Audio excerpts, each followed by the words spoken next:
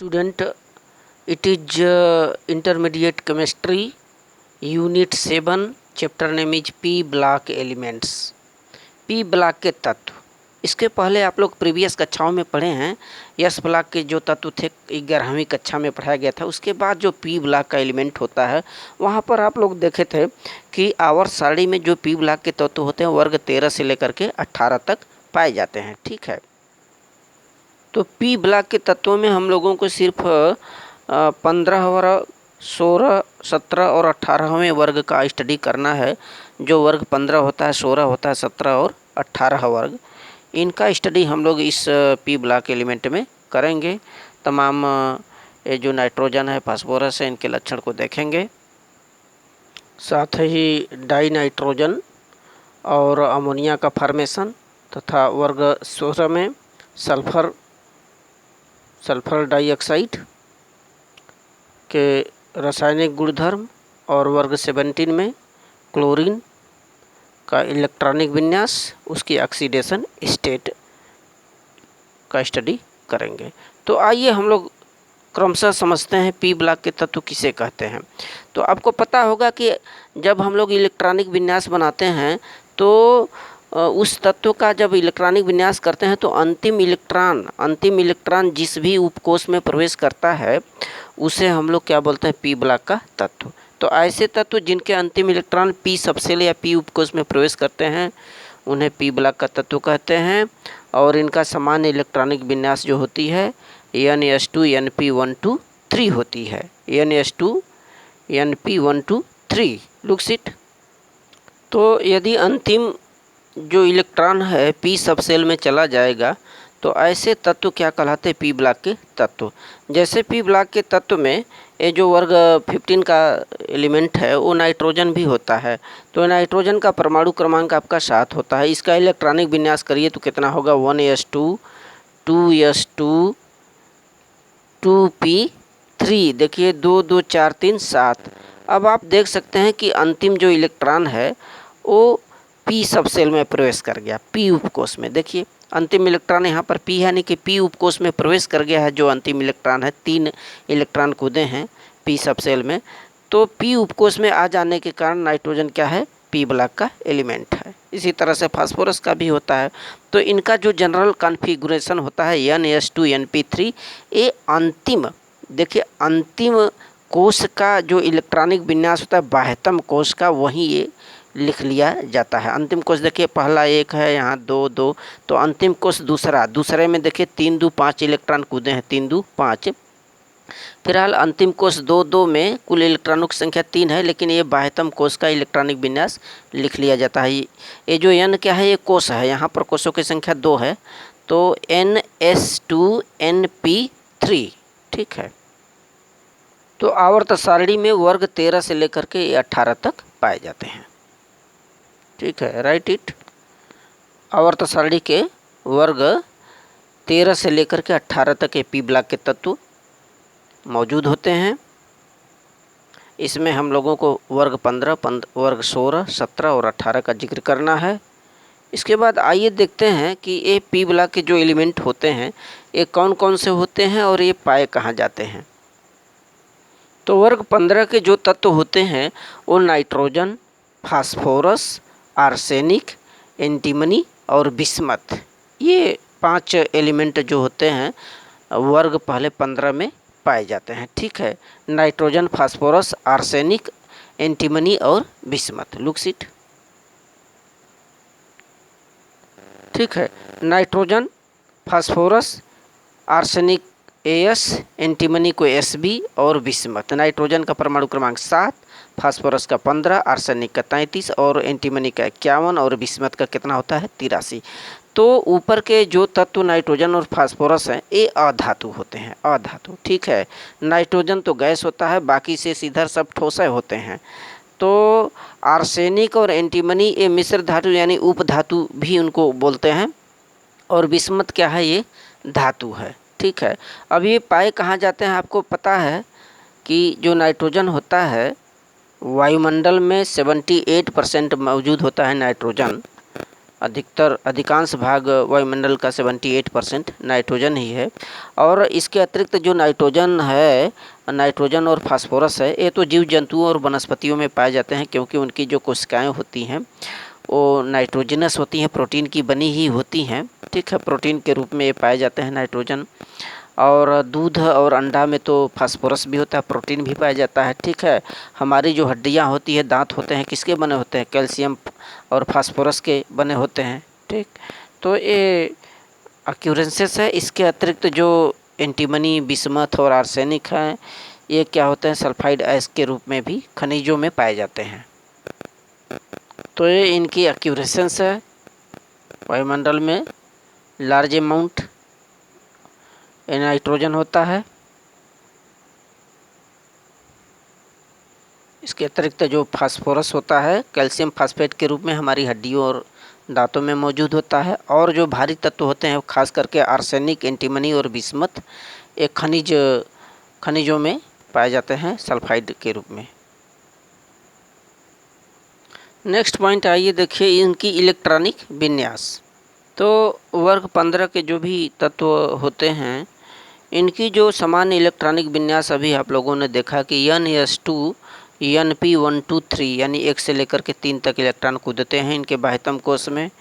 ठीक है, जिसमें कि यस सबसेल जो होता है वो पूरी तरह से भरा होता है और P में अर्धभरित इलेक्ट्रॉन पाए जाते हैं। ठीक, तो वर्ग 15 में जो भी एलिमेंट होते हैं, इनका जनरल जो इलेक्ट्रॉनिक विन्यास होता है NS2 Np3 होता है। और इसके जो बैक यानी पीछे के जो कक्षक उपसेल होते हैं, यस सब सेल, ये पूरी तरह से भरा होता है। देख रहे हैं कि 1s2 2s2 2p3 जब नाइट्रोजन का किया गया इलेक्ट्रॉनिक विन्यास, तो ये देखा गया कि ये जो उपकोष यस है, इसमें तो पूरा इलेक्ट्रॉन 2 भरा गया। ठीक है, यस में 2 आते ही हैं, पी में अधिकतम 6 इलेक्ट्रॉन आते हैं। ठीक है, यस और पूरा तरह से फील्ड है, लेकिन पी में आधे हैं, 3, 1 2 3, हर एक में आधे इलेक्ट्रॉन भरे हैं। ठीक, तो ये इनकी इलेक्ट्रॉनिक विन्यास है NS2 Np3। नेक्स्ट पॉइंट है इनकी परमाणु और आयनिक त्रिज्याएं क्या होती हैं वर्ग 15 के एलिमेंटों का। तो वर्ग 15 के जो भी एलिमेंट होते हैं, nitrogen, phosphorus, arsenic, antimony, bismuth, इनकी जो परमाणु त्रिज्या होती है और आयनिक त्रिज्याएं, जब हम वर्ग में टॉप टू बॉटम यानी नीचे की तरफ जाते हैं, तो परमाणु त्रिज्या क्या होती है? इंक्रीज होती है, बढ़ती जाती है। ठीक है, इनकी जो साइज होती है बढ़ती जाती है, क्योंकि नंबर ऑफ सेल्स ही बढ़ जाते हैं। Look it. तो जैसे जैसे आप उस वर्ग में नीचे जाते हैं, वर्ग 15 में, तो नीचे जाने पर परमाणु त्रिज्याएं इनकी बढ़ जाती हैं। जनरली ये देखा गया कि आर्सेनिक से बिस्मथ तक परमाणु त्रिज्या में कम वृद्धि होती है। इनकी जो एटॉमिक साइज है उसमें कम ग्रोथ होता है। ऐसा इसलिए कि जो आर्सेनिक और बिस्मथ है, काफ़ी भारी सदस्य होते हैं, जो कि जिनमें कि जो इलेक्ट्रॉन होता है D और F सब सेल में प्रवेश करता है। D और F जो उपकोष होते हैं बड़े होते हैं। जानते हैं D में अधिकतम 6 इलेक्ट्रॉन और F में अधिकतम 14 इलेक्ट्रॉन आते हैं। इसके वजह से इनकी जो त्रिज्या होती है वो कम होती जाती है। इसका एक रीज़न और है कि इनसे सब सेलों की जो साइज होती है वो ऑटोमेटिक कम हो जाएगा, क्योंकि पुअर स्क्रीनिंग पावर होता है और इसके इलेक्ट्रॉन इजीली दूसरे को दे देते हैं। तो यहाँ पर आप देख पा रहे हैं कि यहाँ कंपैरिजन किया गया नाइट्रोजन का फास्फोरस से। नाइट्रोजन के नीचे फास्फोरस होता है वर्ग में। तो यहाँ पर देख रहे हैं कि जब इलेक्ट्रॉनिक विन्यास करते हैं नाइट्रोजन, तो पहले में 2, दूसरे में 5, 5 2 7। यहाँ पर फास्फोरस का करेंगे 15 का, तो पहले में 2 इलेक्ट्रॉन, दूसरे में 8 इलेक्ट्रॉन, 8 2 10 और तीसरे में 1 2 3 4 5 5 इलेक्ट्रॉन। तो साइज़ देख रहे हैं बढ़ती हुई है नाइट्रोजन से फास्फोरस में। ऑटोमेटिक नए सेल बढ़ने के साथ ही साथ इनकी जो त्रिज्या होती है वो भी बढ़ रही है। यहाँ पर त्रिज्या देखें, नाभिक से ये रहा और यहाँ त्रिज्या ये बढ़ता हुआ यहाँ पर दिखाई दे रहा है।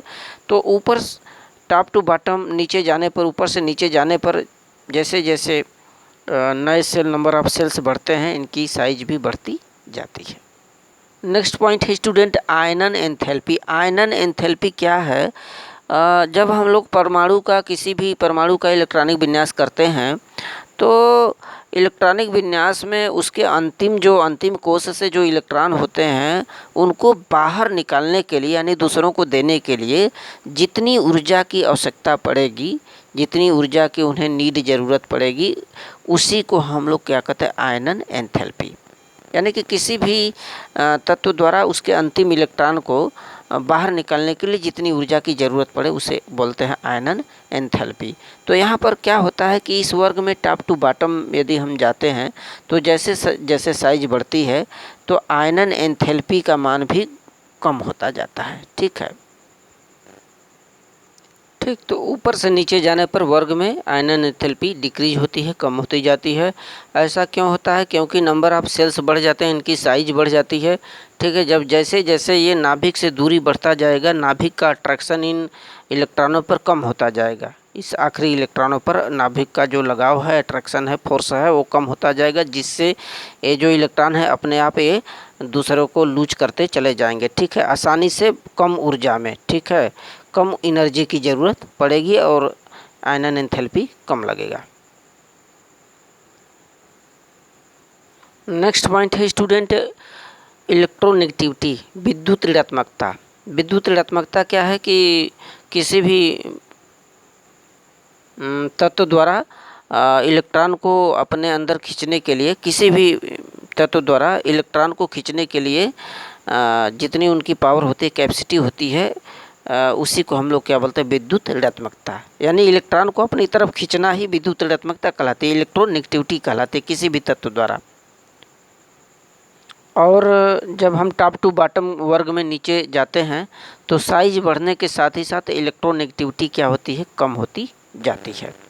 यानी जैसे जैसे साइज बढ़ेगा, नाभिक क्या करेगा, अपने उस बाहरी इलेक्ट्रॉन को खींचने, जो बाहरी इलेक्ट्रॉन को खींचने की पावर है वो कम होती जाएगी, चूँकि दूरी बढ़ता जाएगा नाभिक से।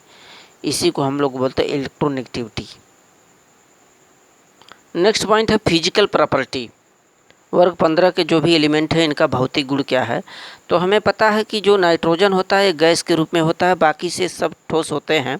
और जैसे जैसे हम ऊपर से नीचे जाते हैं वर्ग में तो क्वथनांक में वृद्धि होती है। जो बॉइलिंग पॉइंट होता है उसको क्वथनांक कहते हैं और मेल्टिंग पॉइंट जो होता है उसको गलनांक कहते हैं। तो नीचे जैसे जैसे जाते हैं क्वथनांक में वृद्धि होती है, क्योंकि जो तत्व होते हैं आर्सेनिक, बिस्मथ, ये सब काफ़ी भारी होते हैं और उनको यानी वाष्पन में बदलने के लिए काफ़ी ज़्यादा टेम्परेचर की आवश्यकता पड़ेगी। उसी को माने क्वथनांक कहते हैं। क्वथनांक में क्या होती है, वृद्धि होती जाती है।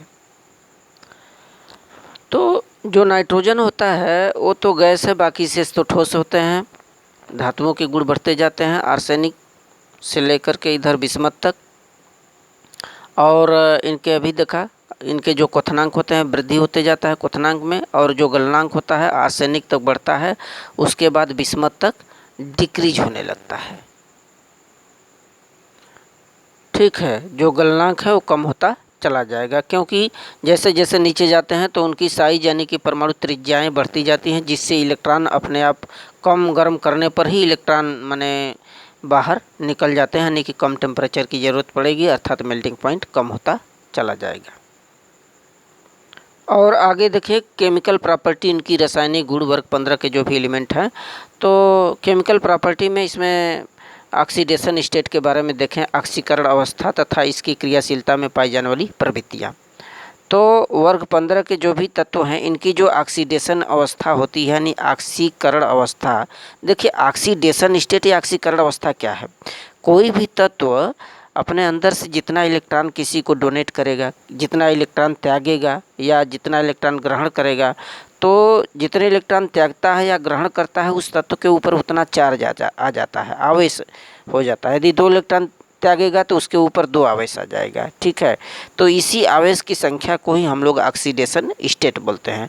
तो इस वर्ग के जो भी एलिमेंट होते हैं इनकी ऑक्सीडेशन स्टेट -3, +3 और +5 होती है। Look seat.